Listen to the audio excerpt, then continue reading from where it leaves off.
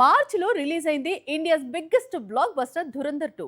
సరిగ్గా 5 నెలల తర్వాత ధురంధర్ హీరో కొత్త చిత్రాన్ని ప్రారంభించాడు రణ్వీర్ సింగ్. ధురంధర్ చిత్రంతో బాక్సాఫీస్ దగ్గర తీసుకొచ్చిన ప్రళయాన్ని గుర్తు చేసుకుంటూ కొత్త చిత్రానికి అదే టైటిల్ను ఖరారు చేశాడు రణ్వీర్.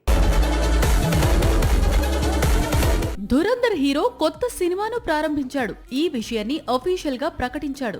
జై మెహతా దర్శకత్వంలో ఇటీవలే ఈ సినిమా చిత్రీకరణ ప్రారంభమైంది. ధురంధర్ 2 తర్వాత రణ్వీర్ సింగ్ నటించాల్సిన డాన్ 3ని తప్పుకోవడంతో పెద్ద ఎత్తున వివాదం చెలరేగింది. ఒక దశలో నటుడిగా నిషేధాన్ని ఎదుర్కోవాల్సి వచ్చింది రణ్వీర్ సింగ్. అయినప్పటికీ వెనక్కి తగ్గలేదు.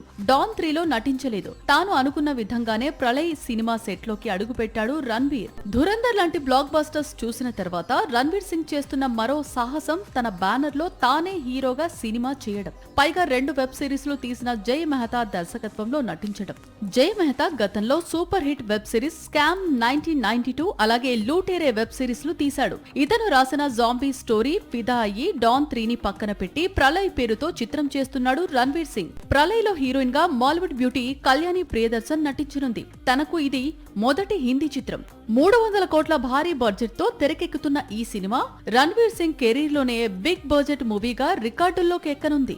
ముంబై తర్వాత ఆస్ట్రేలియాలోనూ చిత్రీకరణకు ఏర్పాట్లు జరుగుతున్నాయి. 2027 చివర్లో లేదా 2028లో ఈ చిత్రం ప్రేక్షకుల ముందుకు వచ్చే అవకాశాలు ఉన్నాయి.